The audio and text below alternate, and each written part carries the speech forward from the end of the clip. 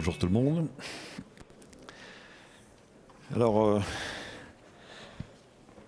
depuis le début de la matinée, je pense qu'on vous a parlé du monde merveilleux des API, où tout va bien, où c'est de plus en plus facile. Moi, malheureusement, je vais vous parler plutôt des problématiques quand on pense que les API viennent naturellement enrichir votre métier. En fait, ça n'est pas naturel. Il va falloir un petit peu s'organiser. Donc, je vais donner un peu la problématique, parler des éléments de problématique de ces démarches API qui viennent dès qu'on commence à en faire, mais montrer des petits éléments de solution. Donc très rapidement, depuis une dizaine d'années, je mange les API le matin, le midi et le soir. C'est un petit peu mon dada. Je suis architecte solution et architecte d'entreprise.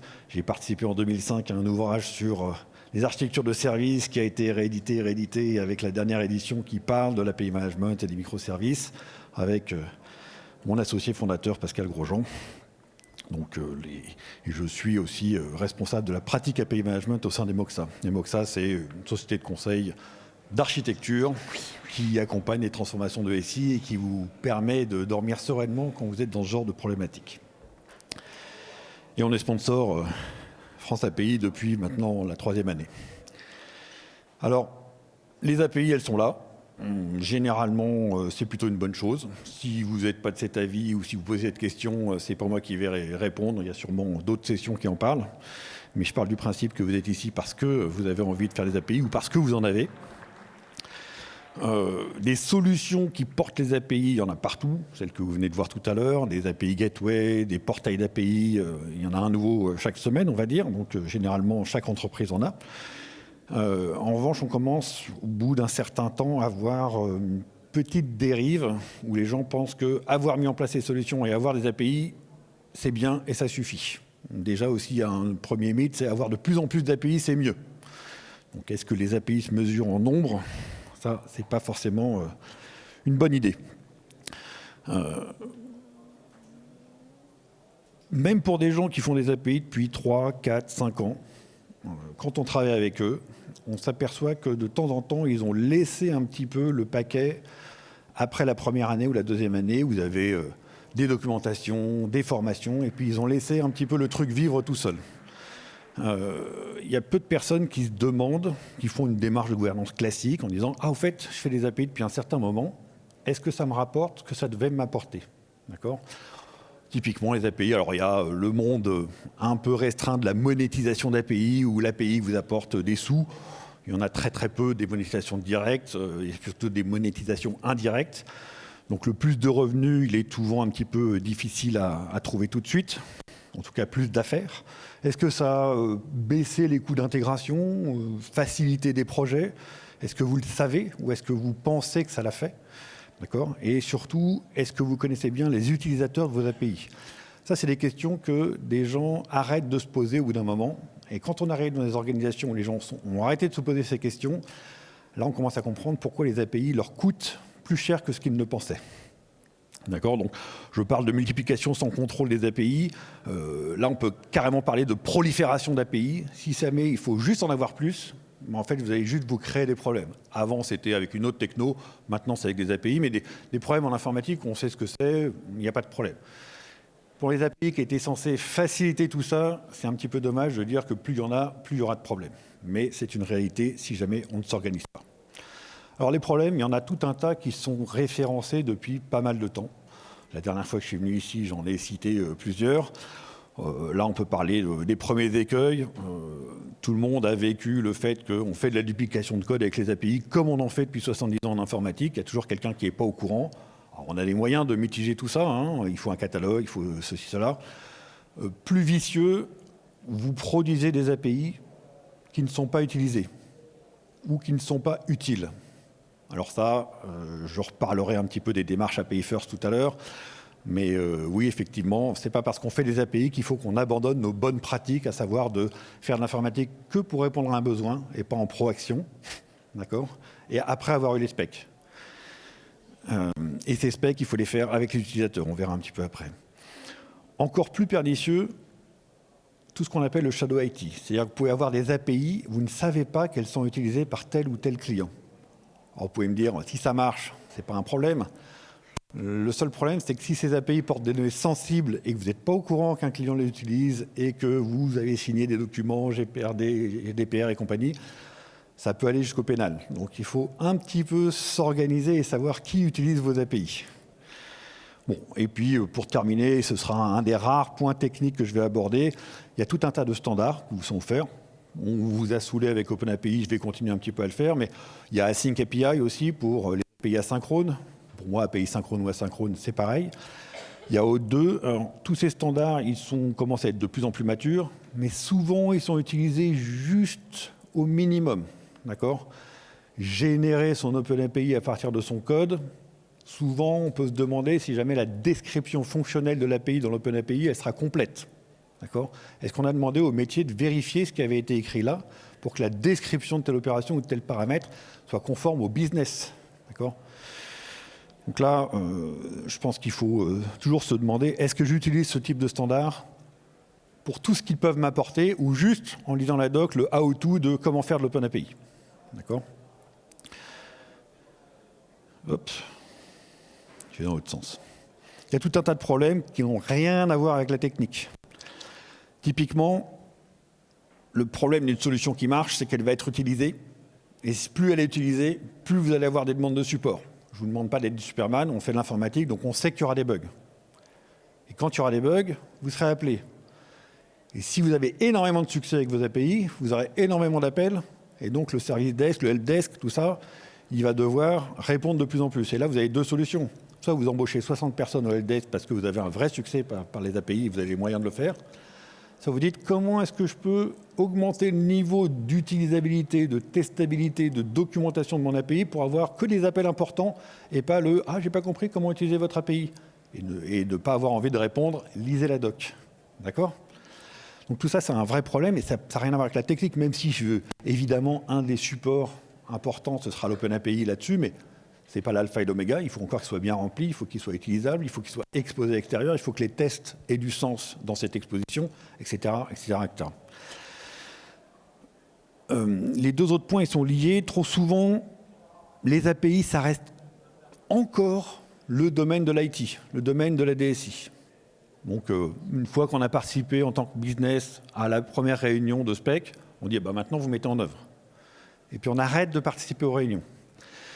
Et typiquement, il peut y avoir des erreurs que le métier ne comprendra pas. La dernière fois, l'année dernière, j'avais même parlé d'une API où il y avait 50% d'appels en erreur, des milliers d'appels par jour, mais l'erreur était conforme à la spec. C'était une référence produit qui n'existe pas, on répond inexistante. Les informaticiens, on nous a appris à nous dire si c'est conforme à la spec, ce n'est pas une erreur. Il a fallu que le métier regarde les logs pour dire ah, c'est des références produits d'il y a 3 ans. On donne le nouveau catalogue produit aux utilisateurs de l'API, 100% des erreurs disparaissent. L'informatique n'aurait jamais pu faire cette action. Donc, si vous avez une API qui n'est pas une simple API technique, une exposition de data ou n'importe quoi, vous avez besoin du métier pour collaborer à la gestion de cette API. Ça ne se fera pas tout seul.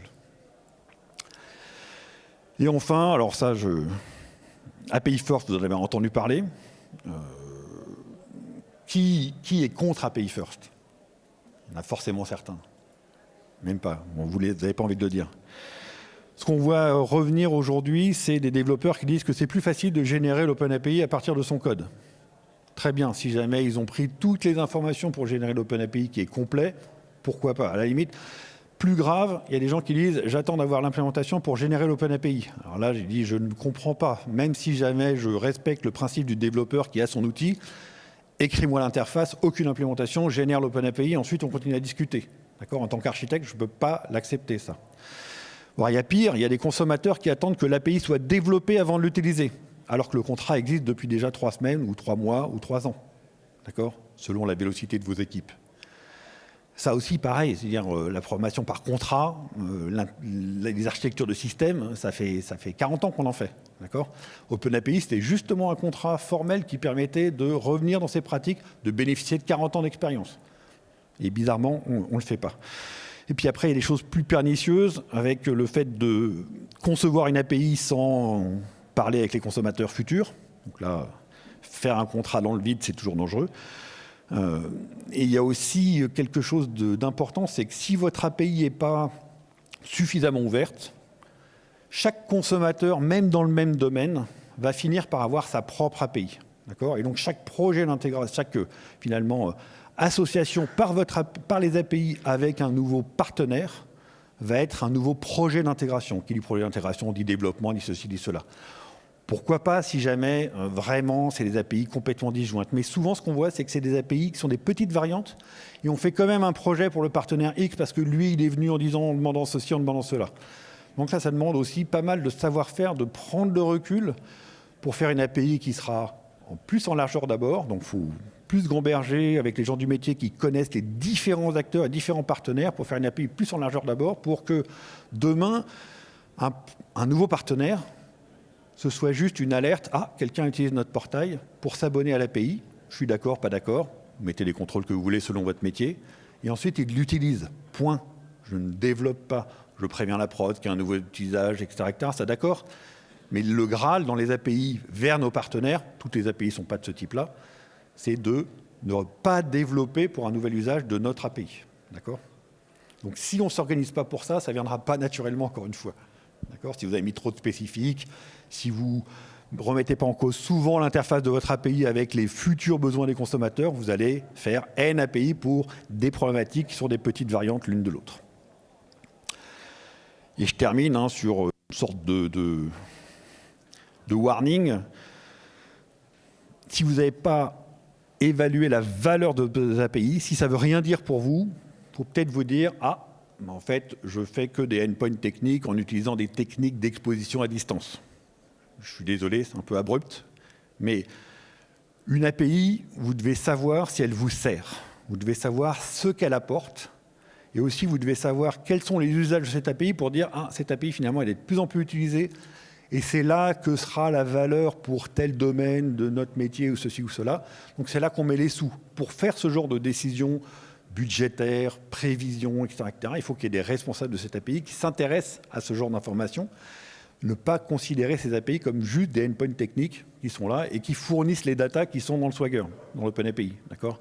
Là, sinon, vous avez des API, pourquoi pas, qui existent, mais très bas niveau. Donc, vous êtes encore loin de devoir les manager, devoir savoir qui sont les utilisateurs pour en sortir une valeur, une plus-value.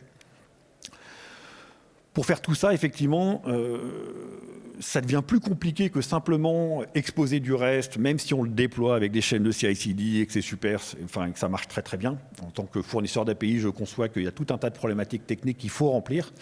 Après, en revanche, est-ce qu'on expose quelque chose qui sert, qui apporte ? Ça, c'est autre chose. Donc, il faut mettre en place tout un tas de choses, évaluer finalement où est-ce que vous en êtes dans votre maturité pour produire des API utiles, parce que produire des API techniquement, je pense que vous êtes très avancé, et aussi pour la stratégie, en quoi les API répondent à la stratégie de l'entreprise, du service, de ceci, de cela, pour dire est-ce qu'on fait tout ça parce que c'est la mode ou est-ce qu'on fait tout ça parce qu'on sait ce que ça va apporter ? D'accord ?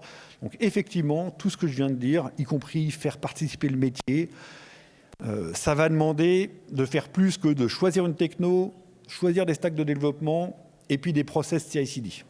D'accord ?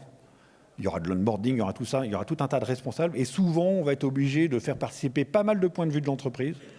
Et c'est pour ça que ce qu'on voit, c'est que les gens qui arrivent à avancer en maturité là-dessus, c'est les gens qui ont mis en place ce qu'on appelle une communauté de pratique, où il y a à la fois des gens de la DSI, avec les fournisseurs d'API, la prod, la sécurité, d'autres points de vue, et puis des gens du métier, du marketing, les gens qui sont responsables vraiment de ces données-là, des architectes, etc., etc., pour que tout le monde collabore à ce succès, parce que une seule personne et une seule équipe centralisée qui va faire tout ça.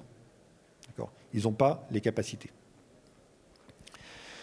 Donc voilà, faire des API sans valeur, je le dis sans jambage, ça ne vous apportera pas grand-chose. D'accord ? En revanche, si vous allez dans cette dimension-là, vous allez dépasser le simple fait d'en avoir.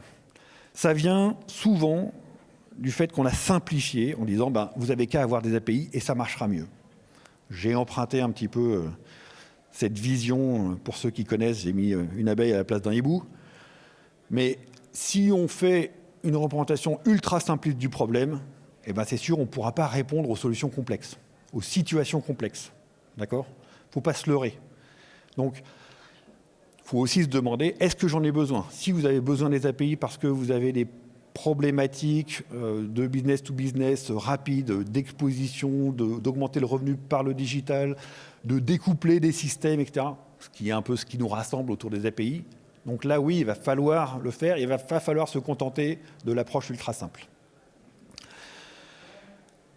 Et il faut souvent, puisque la plupart des gens avec qui je travaille, ça fait entre 5 et 10 ans qu'ils pratiquent des API, d'autres peut-être 2-3 ans, mais ils ont un gros existant. Au début, quand ils ont mis en place les API, ils ont fait des réunions pour expliquer aux gens ce que c'était que les API, ce que ça n'était pas. Et puis au bout d'un an ou deux, souvent, ils ont laissé le truc pourrir. D'accord ? Donc, tout le monde a une entreprise avec un wiki où il y a 70 pages sur les API, qu'on n'est pas allé mettre à jour depuis 3 ans. D'accord ? Etc., etc., etc. Ce qui est important maintenant, c'est que si les API existent au sein de votre entreprise et que les bonus ne sont pas tous là, ce n'est pas ultra fluide, ce n'est pas génialissime, eh ben, il faut faire une petite auto-évaluation en disant où est-ce que j'en suis. D'accord ? Il faut pouvoir décrire tout ce dont vous auriez besoin pour que ça marche bien. Bon, les capacités techniques, les capacités d'organisation, etc., etc. On donnera des petits exemples un petit peu après. Les processus, qui devrait être responsable de quoi, etc., etc., pour une démarche API saine. Il y a une grosse littérature, il y a des cabinets de conseil qui font ça très bien. Emoxa, pareil, par exemple. Donc vous allez pouvoir trouver de la littérature. Et en plus, c'est quand même dans l'état de l'art. Et puis après, il faut savoir dire qu'est-ce qu'il nous faut pour aller vers telle capacité ou telle autre qui n'est pas complète, qui est partielle ou qui est complètement absente. Et puis avoir un outil pour dire entre le step précédent et aujourd'hui, est-ce que j'ai augmenté ? D'accord ? Où est-ce que j'en suis ? Se réévaluer en permanence. Ce genre d'approche, elles ont déjà été mises en œuvre dans tout ce qu'on appelle les modèles de maturité. Et là, je vois des gens frémir. Rassurez-vous, je ne vais pas parler de CMMI. On a déjà suffisamment souffert à ce genre de choses, avec ce genre d'approche. Donc les modèles de maturité, juste un ou deux slides pour expliquer l'archétype de ce que c'est juste des éléments qui vous disent, il faut évaluer où est-ce que vous en êtes. Le niveau 0, enfin le niveau 1 en fait, c'est vous n'avez rien fait. Vous utilisez vos compétences naturelles sans avoir prévenu personne ni écrit quoi que ce soit, d'accord ? Et vous pensez que ça va marcher. Ça marche si vous avez des héros, d'accord ? Et sinon, c'est pas reproductible ni quoi que ce soit. Si vous voulez que les choses d'API en API vous prennent un peu moins de temps ou vous n'avez pas à faire des semaines et des semaines de formation, il va falloir écrire en disant faire une bonne API, c'est ça. Publier une bonne API, c'est ça. Sécuriser une bonne API, c'est ça, etc., etc., etc. D'accord ? Donc quand on commence à documenter ce qu'on veut faire, là au moins on peut dire à la prochaine équipe, suivez ça, et au moins on pourra être sûr qu'on a des API à peu près cohérentes. Alors je parle d'API, mais ça, les modèles de maturité, c'est simplement le niveau 2 qu'on appelle, c'est avoir des pratiques répétables. Et ensuite, on va commencer à supporter ces pratiques en disant c'est bien que les pratiques soient écrites, mais est-ce que les gens les ont lues ? D'accord ? Donc on fait des formations, on fait de la communication. Je ne veux pas encore parler de technique là, d'accord ? Éventuellement, on commence à outiller les pratiques pour être sûr que, j'ai entendu parler de breaking change dans une précédente présentation. Aujourd'hui, il y a des développeurs qui génèrent leur OpenAPI. Donc, est-ce qu'ils sauront que par rapport à la précédente version, il y a un breaking change ? Soit ils sont bons, soit ils ont participé aux ateliers fonctionnels avant et ils le savent, soit ils sont isolés, et dans ce cas-là, il commence à y avoir des outils pour dire « Ah, attention, vous avez fait disparaître un endpoint, c'est un breaking change ». Donc on peut comparer formellement grâce au contrat OpenAPI, et que même le développeur qui n'était pas aux réunions avec le métier, il est au courant qu'il y a un breaking change, et donc il dit « Ah ben non, il faut que je change de version », etc., etc., etc. Le niveau 4, c'est qu'on commence à bien formaliser les processus et avoir tout un tas de responsables, des sachants, des gens qui disent qui doit suivre quelle formation, qui est responsable de quoi, d'accord ? On commence aussi à évaluer en disant où est-ce qu'on en est dans telle ou telle partie, dans tel ou tel élément. Et puis le niveau cible, final d'un modèle de maturité, c'est quand tout ça est mis en œuvre et qu'en plus on le remet en question en permanence. Donc là, pour tous ceux qui ont pratiqué de la gouvernance, c'est de dire c'est très bien ce que je fais, mais est-ce que ça m'apporte ? Et si ça se trouve, je vais enlever une pratique, ça fait 3 ans que je la fais, elle ne m'a rien apporté, ou voire elle est contre-productive, donc je remets en cause mon modèle en permanence. Pour aller plus loin, pas juste pour le remettre en cause, on est bien d'accord. Donc les modèles de maturité, c'est des outils qui veulent multiplier les points de vue sur un sujet et veulent contenter l'ensemble des acteurs d'un sujet, souvent en utilisant le triptyque personne, processus et technologie, c'est-à-dire quelles sont les technologies qu'on doit mettre en œuvre, quelles sont les personnes qui doivent participer avec quel rôle, et puis selon quel processus, pour que tout ça participe à nous assurer un certain niveau de qualité ou de maturité. Et puis ce sont des modèles qui sont une réponse à des problématiques complexes. D'accord ? C'est pas juste, il n'y a qu'à faire ça et ça marchera. Alors, des modèles de maturité, notamment dans le monde des API, il y en a déjà tout un tas qui existent. Si vous travaillez avec des éditeurs, demandez-leur s'ils en ont. Si vous travaillez avec des cabinets de conseil, demandez-leur s'ils en ont. Dans la littérature, il y en a aussi, public, d'accord. Souvent, un modèle de maturité, ça ne s'utilise pas as is. Vous regardez ce qu'on vous propose et puis vous commencez à l'adapter, à le nettoyer un petit peu, parce qu'il y a sûrement des choses qui ne vous intéressent pas. Éventuellement, il y a des manques, donc il va falloir le regarder avec vos yeux. Après, on parlera de notation de paramètres. J'ai plus parlé de ça sur un exemple, ce sera un petit peu plus facile.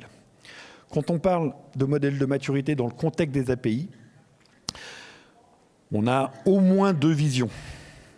On a un périmètre type tactique, au sens à l'échelle de chaque projet qui produira ou consommera des API. D'accord ? Donc là, on vise de faciliter, de garantir, de rendre qualitatif la production d'une API ou des API. Je ne parle pas du fameux modèle de maturité des API Richardson en REST qu'on nous serine depuis des années, qui est juste une doc plus ou moins bien faite pour faire des API REST conformes à ce protocole et à cette philosophie d'architecture, très bien, mais ça n'a rien à voir avec un modèle de maturité d'API. D'accord ? C'est vraiment un modèle de maturité REST. Les API, ça peut être autre chose que du REST. Ça peut être ce que vous voulez, du GraphQL, du gRPC, de l'asynchrone. Donc on est bien au-delà de ça. Après, il y a la vision stratégique, c'est-à-dire à l'échelle de l'entreprise. Évidemment, c'est intéressant de savoir que d'autres domaines ont des API qu'on pourra utiliser. Comment est-ce que les urbanistes vont pouvoir les prioriser ? Comment est-ce que le portfolio de projets va faire en sorte que telle API ne sera pas disponible avant telle autre, et ainsi de suite. Donc c'est projeter les API sur toute l'entreprise, dans le temps long, d'accord, avec des choix de planification, et puis des objectifs métiers. Il y en a déjà quand on fait une API au sens d'un projet, mais là c'est des objectifs métiers transverses, d'accord, qui vont venir, que chaque projet n'a pas forcément dans son escarcelle, donc il faut un petit peu plus finalement de participation d'architectes fonctionnels, voire du métier, même si souvent quand on dit aux gens qui font des API, il va falloir discuter avec le métier, la première réponse est « Attends, on va d'abord faire une solution, puis on les verra après ». Non, ça ne marche pas. Il ne faut pas avoir peur de son métier quand on veut aller vers les API. Et donc tout ça, ça va générer des organisations transverses autour des API, notamment cette communauté de pratiques qu'on a déjà évoquée. Alors, très rapidement, puis ensuite on verra selon un exemple qui va tous vous faire peur, parce que généralement quand on parle de modèle de maturité, il y en a partout. Le modèle de maturité appliqué aux API, c'est-à-dire à l'échelle d'un projet, c'est des choses simples. On a des guidelines API. Est-ce qu'elles sont bien faites? Est-ce qu'elles sont bien documentées? Est-ce qu'elles sont automatisables? Est-ce qu'il y a des exemples de code? D'accord, c'est des choses qui font que les gens ne sont pas perdus par la page blanche. Qu'on a des expériences de développement qui soient répétables et qu'on ne soit pas obligé d'investir ou de trouver les têtes rares qui savent absolument utiliser Spring Cloud 3 machins avec le truc pour faire telles API. Non, il faut se doter d'éléments importants et qualifiants. Le versionning, on en a parlé. Il va falloir 2 ou 3 choses. Il va falloir, qu'il y ait dans le guideline le fait de dire que s'il y a un changement cassant, j'ai un changement de version majeure. S'il y a un changement qui fait qu'ajouter, j'ai au moins un changement de version mineure, etc. etc. Ça, c'est bien, premier pas. Deuxième pas, l'outil dont j'ai parlé tout à l'heure. Si on le met dans les chaînes de CI/CD, on aura encore moins de surprises, d'accord ? Et on ne laissera pas passer une API qui n'a pas changé de version majeure alors qu'il y a un changement cassant. Vous pouvez le faire, ça existe aujourd'hui, ce n'est pas du futur dont je parle. Et pourtant, le nombre de personnes qui l'utilisent est réduit à peau de chagrin. Et puis, bien sûr, automatisation avec les chaînes de CI/CD, il n'y a pas de problème. Je ne reviens pas sur l'OpenAPI et le OAuth 2. Hop, à chaque fois, je me trompe de bouton. Quand on prend un petit peu de recul, on va avoir d'autres problématiques. Il va falloir revenir en permanence sur est-ce que dans votre entreprise, vous partagez la même définition de ce que c'est qu'une API et de ce qu'elle doit offrir. D'accord ? Alors évidemment qu'il y aura des points de vue différents pour dire mais moi ça ne m'intéresse pas de savoir que c'est du REST. Oui, très bien, pas de problème, mais qu'est-ce que ça fait, qu'est-ce que ça offre ? Ça intéresse tout le monde. Est-ce que vos API sont dans un catalogue? Et si oui, est-ce que c'est un catalogue type registre technique ou c'est un catalogue où le métier a commencé à pouvoir teinter des choses? Voilà, quel type? Ou est-ce que vous avez besoin que d'un seul catalogue? Ou est-ce qu'il faut un catalogue interne, un catalogue externe, un catalogue pour les gens qui vont s'assurer que tout est bien sécurisé, etc., etc. Donc là, il commence à y avoir tout un tas de problématiques. Est-ce qu'il y a une communauté de pratiques API où tous les acteurs qui devraient dire leur go, no go sont au courant et participent avec des process en disant il y a une nouvelle API. Est-ce qu'une nouvelle API arrive à être publiée sans que tous ces acteurs soient au courant? Ça arrive encore aujourd'hui. Est-ce que l'usage des API est facilité? C'est-à-dire que, par exemple, il y a tout un tas de catalogues, et je parle un petit peu après du self-service, qui sont en interne bien faits, et puis en externe, la sécurité vous tombe sur le rable en disant « Ah ben non, on ne peut pas exposer ça, sinon les gens sauront que ça existe, et ce sera un danger. » Alors je rassure tout de suite la sécurité, même les API qui ne sont pas exposés dans le catalogue, on peut les attaquer. D'accord? Donc, il faut plus penser zéro trust, où quoi qu'on fasse, on sécurisera et on demandera à chacun des échelons de faire sa part, plutôt que de brider les catalogues d'exposition, qui là sont un gros frein pour l'utilisabilité de vos API pour vos partenaires. D'accord? Et ce n'est pas un exemple rare, ce que je viens de dire. D'accord?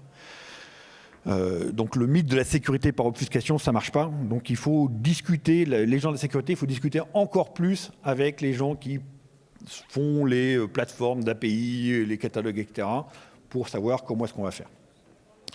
Et puis, un autre exemple, est-ce que les métiers prennent la responsabilité des API qu'ils ont favorisées? Alors ça, c'est au minimum suivre les fameux usages. Dans mon exemple précédent, l'erreur de mauvaise référence, sans le métier, aurait perduré. 50% des appels, quand on a des milliers par seconde, ça fait quand même pas mal d'erreurs et pas mal de ressources pour rien. Et en plus, pour vous, pour votre infrastructure, et pour le consommateur qui dit oh, cette API n'est quand même pas d'une qualité formidable. Donc la satisfaction client, la user experience, comme on appelle ça maintenant, elle est extrêmement importante.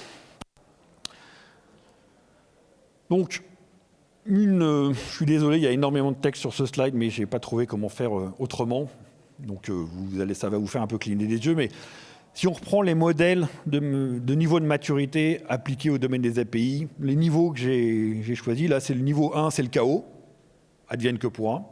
Niveau 2, l'organisation, niveau 3, stratégie, niveau 4, évolutivité, et niveau 5, économie des API. D'accord? C'est le principe qu'on se donne. Il y a plein de modèles qui offrent plein de choses. Là, j'ai essayé de piocher dans 3 ou 4 modèles différents et de vous proposer quelque chose d'à peu près cohérent. Qu'est-ce qu'on va trouver? Alors, il y a des exemples d'éléments ou de capacités qu'on va trouver dans chacun de ces niveaux. Au niveau 1, bien sûr, on ne trouve aucune capacité installée. C'est juste, si vous avez des bons, ça va marcher. Si vous n'en avez pas de bons, ça marchera moins bien. Et si les bons sont malades, ça ne marchera plus. D'accord? Donc, c'est à vos risques et périls. Ça peut très bien marcher, mais jusqu'au moment où ça crache. Là, c'est l'ère où les API sont des simples échanges, d'interfaces d'échange. Voilà, c'est très technique, tout ça. Au niveau organisation, vous commencez à avoir des guides écrits, vous commencez éventuellement à publier vos API dans un API Manager, donc elles sont cataloguées, référencées au moins quelque part. Elles sont toutes sécurisées. Si vous utilisez une vraie solution d'API Management, on ne peut pas désactiver la sécurité. Si vous en utilisez une et qu'on vous le propose, revoyez les gens qui paramètrent la solution. Ne pas sécuriser une API qu'on veut manager, ça ne sert à rien. Et puis, on commence à avoir les premiers monitoring, logs, parce que de toute façon, c'est le minimum qu'on demande. Au niveau stratégique, on exploite ces métriques. C'est-à-dire qu'on les produit, c'est très bien, mais il y a quelqu'un qui les regarde, qui les compulse, voire qui en fait des tableaux de bord pour savoir ce qui se passe. Les fameux usages, puis les fameuses tendances.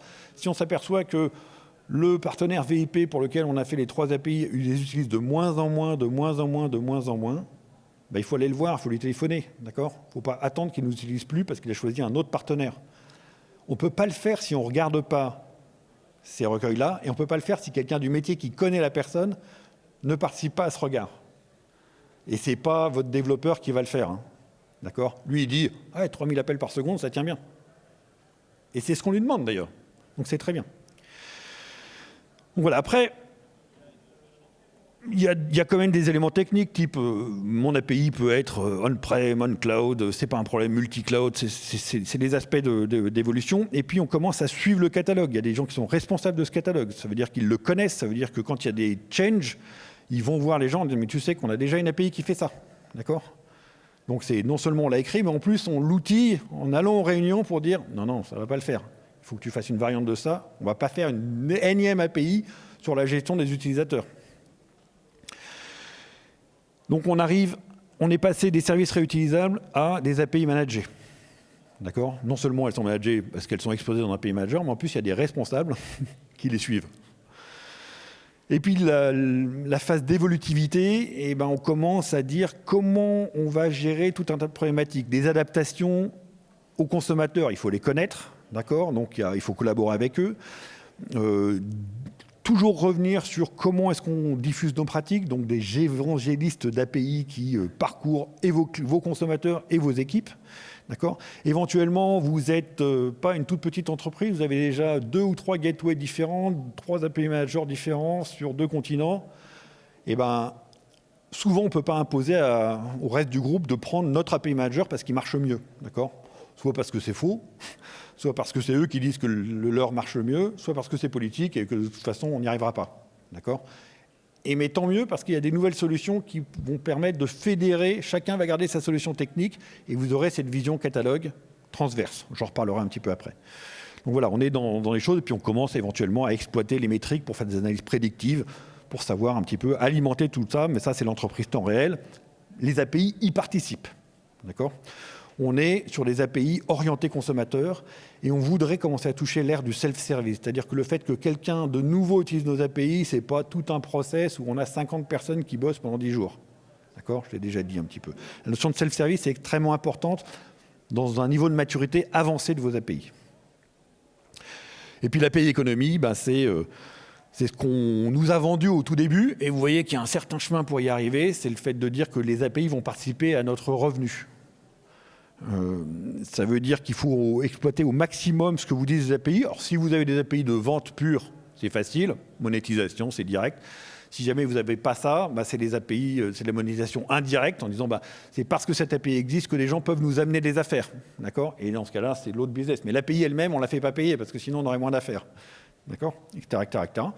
Et puis, c'est de la business intelligence sur tous les facteurs qu'on a pu instrumenter, puisqu'une API dans un API manager, vous lui demandez qu'est-ce qu'elle a fait, comment est-ce qu'elle a été utilisée, combien de fois, qui par qui, quand, etc. Donc ça, il faut l'exploiter. Et puis, c'est le fameux écosystème API où vos utilisateurs vont vous faire une pression pour avoir telle modification et vont finalement vous donner des idées de vos futures API. D'accord ? Donc, il faut exploiter la connaissance que vous avez de vos consommateurs. Je ne reviens pas, il y a tout un tas de théories sur le lean management là-dessus, sur faire de la proposition de valeur. On n'a pas le temps, il nous faudrait 2 heures de plus, donc je continue. Là, je suis désolé, ça va faire mal. Ça, c'est un exemple de modèle de maturité. Alors, oui, vous avez raison, c'est horrible, parce qu'il y en a partout. En revanche, il y a tout un tas de petites choses. Alors, déjà, il y a des axes. Les grandes flèches, là, vous voyez, le process de développement, donc tout ce qui est technique, production d'API, d'accord ? L'architecture, ceux qui aideront à ce que nos choix ne nous impactent pas le budget et ne nous hypothèquent pas le budget dans les 5 prochaines années, c'est-à-dire qu'on puisse changer avec un coût maîtrisé. Tout ce qui est communauté des API, des utilisateurs, des acteurs des API, tout ce qui est optimisation, puis le dernier axe, c'est extrêmement important, tout ce qui est gouvernance et stratégie. Sur chacun de ces axes, vous avez des capacités qui arrivent jusqu'à un certain niveau. Alors, c'est assez complexe à lire. La première fois que vous voyez ce genre de tableau, vous dites, mon Dieu, j'ai pas envie d'aller vers les modèles de maturité d'API. D'abord, je n'ai pas dit qu'il fallait absolument y aller, mais c'est un bon exemple de quelqu'un qui a fait des listes pour vous de tout ce qui serait bon d'avoir dans son escarcelle pour que votre démarche API soit productive et saine. Si je regarde le premier axe, simplement, qui est le plus explicite, avoir un guide pratique, pouvoir tester les API, éventuellement générer des tests automatiquement, qui soient pris en charge par la CI/CD, c'est bien. Avoir un système de contrôle de version, c'est bien aussi, d'accord ? Et puis après, la CI/CD, ça parle à tout le monde. Tout ce qui est revue d'architecture et de conception, On voit à chaque fois, hein, vous avez les personnes en bleu, les technologies en vert et les processus en jaune. Tous ces éléments, vous dites quelle force je dois mettre en place, d'accord ? Et puis, pour arriver à un certain truc, le niveau évolué du processus de développement, c'est que tout le monde se conforme à un modèle métier qui pourrait être transverse, etc., peut-être canonique, j'en sais rien. Donc, cet axe-là, il est relativement compréhensible. Je reprends l'axe complètement opposé, gouvernance et stratégie. Dans le premier niveau, vous avez la nomination de responsable d'API. Je le redis, une API sans responsable, c'est juste un petit logiciel qui existe. Si on avait 500, vous n'appeliez pas ça des API avant. Pourquoi changer ? En revanche, quand il y a un responsable, il est capable de suivre et la technique et le métier. Donc c'est important, etc., etc. Est-ce qu'on a un plan en disant qu'est-ce qu'on veut comme API ? Pourquoi est-ce qu'on les veut ? Est-ce qu'on a mis en place une équipe de gouvernance pour dire « Ah mais attendez, cette API est plus importante que celle-là » Et puis, qui suit cette API ? Et est-ce que quelqu'un a regardé si tel utilisateur avait tel type de comportement, etc., etc. Donc, si on prend chaque capacité qui sont là, on les comprend, d'accord ? Elles sont relativement explicites. La problématique d'un modèle, c'est justement de faire apparaître tout ça ensemble, avec les dimensions, différentes dimensions. Là, il y en a 5. Il y a des modèles avec 7, 8, 9 dimensions. Accenture, j'ai encore des étoiles dans les yeux quand j'ai regardé leur modèle de maturité API. Il est pas mal, mais il est encore 2 fois plus complexe que celui-là. Donc voilà. Rassurez-vous, tous les modèles, d'abord, il ne faudra pas prendre cette complexité-là le premier jour. D'accord ? Éventuellement, vous allez demander à 2-3 architectes de dégrossir ce truc-là avec du métier en disant qu'est-ce qui est important pour nous ? Okay ? Puis on va commencer par se focaliser là-dessus. Un deuxième problème avec les modèles de maturité, qui sont trop verbeux, c'est qu'ils ont tendance à faire « je vais du plus simple au plus complexe » dans chaque axe. Or, de temps en temps, c'est-à-dire que le parcours naturel, c'est celui-là. Mais vous n'êtes pas obligé de suivre ce parcours. Si vous avez les capacités de faire quelque chose qui est identifié comme beaucoup plus complexe par un modèle, allez-y, ce n'est pas un problème. Vous pouvez le cocher avant l'autre. D'accord ? C'est vous qui êtes responsable. Un modèle de maturité, ça n'est qu'une carte, et c'est vous qui vous baladez à l'intérieur. Petit exemple, encore une fois, pour l'axe, le premier axe qui est processus de développement, ici, avec chacun des niveaux, j'ai les capacités qui sont là, ce qu'on appelle ici des étapes. Il faut faire correspondre à chaque capacité un ensemble de questions que vous pouvez poser à tous les acteurs qui sont responsables de ça, pour savoir où est-ce que vous en êtes. D'accord ? Alors, les premières questions, guide de conception, est-ce qu'il y a un recueil ? Est-ce qu'il y a des exemples de code à suivre ? C'est relativement simple de répondre, d'accord ? Il y en a pas, il y en a qu'à moitié, elles sont là-bas, mais elles ne sont pas accessibles par tel.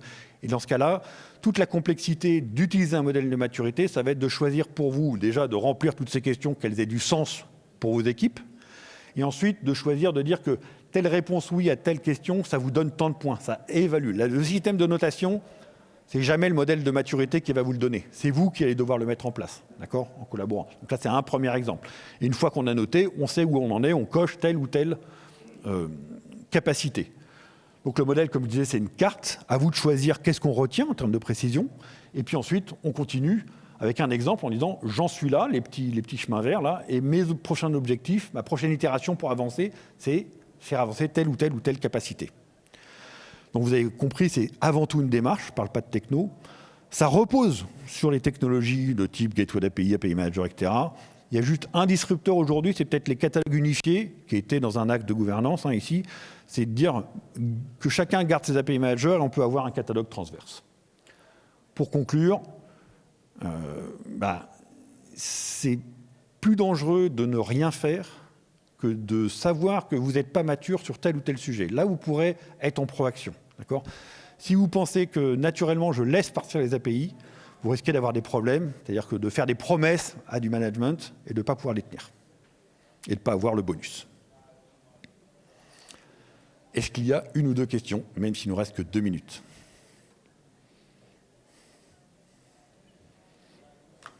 Je savais qu'en parlant de maturité, je n'aurais pas de questions.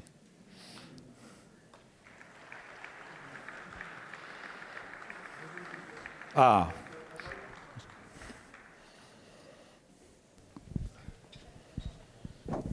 Ouais, bonjour Aurélien Dill. Tu as parlé d'un moment d'outillage pour vérifier les breaking change. Oui. Est-ce que tu as des exemples d'outils ou de... Oui, il y a OpenAPI Diff, par exemple. Ouais, je pourrais mettre l'URL après sur le site. J'en ai entendu parler, ouais. Ouais, tout à fait. Et ça marche très bien. C'est très facile à mettre en œuvre dans les chaînes de CI/CD, que vous soyez sur Azure, sur GitLab ou n'importe quoi. Ça vous produit un rapport simple, et ce rapport, il peut être formel type JSON, et donc n'importe qui peut vérifier, il y a un breaking change, ça n'est pas compatible, et on vous dit, pour chaque évolution, est-ce qu'elle est 100% compatible, est-ce qu'elle n'est pas compatible, est-ce qu'elle est changement mineur, par exemple, est-ce qu'il y a des ajouts. Donc vous avez une synthèse, et c'est immédiat. Ok, merci.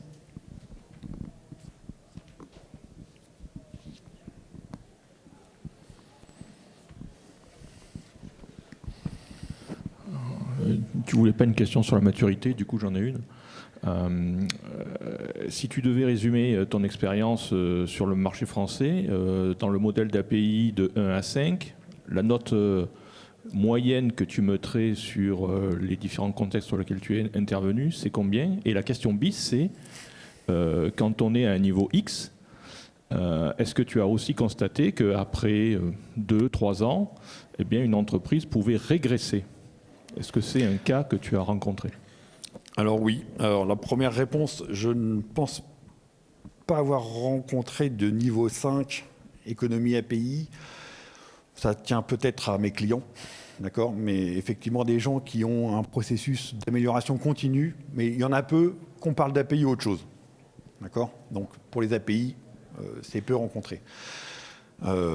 Et après, de toute façon, c'est explicitement dit dans le modèle de maturité. Si vous faites rien pour le maintenir, ça tombera. Vous pouvez monter 1, 2, 3, 4. Si vous n'atteignez pas à un moment donné une partie du niveau 5 qui dit « Ah, mais je dois remettre en cause régulièrement les capacités sur lesquelles je me repose », forcément, à un moment, ça tombera dans l'oubli.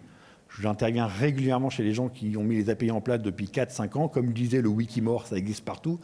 Et surtout, on a des nouvelles personnes, nouveaux développeurs, ça arrive tout le temps, qui produisent des API qui sont conformes à rien du tout.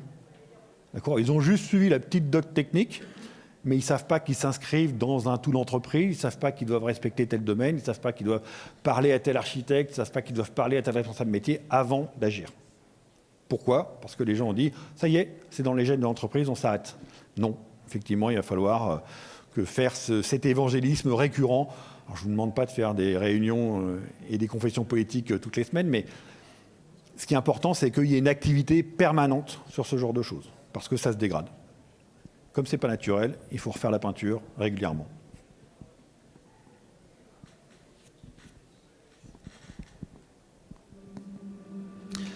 Merci beaucoup.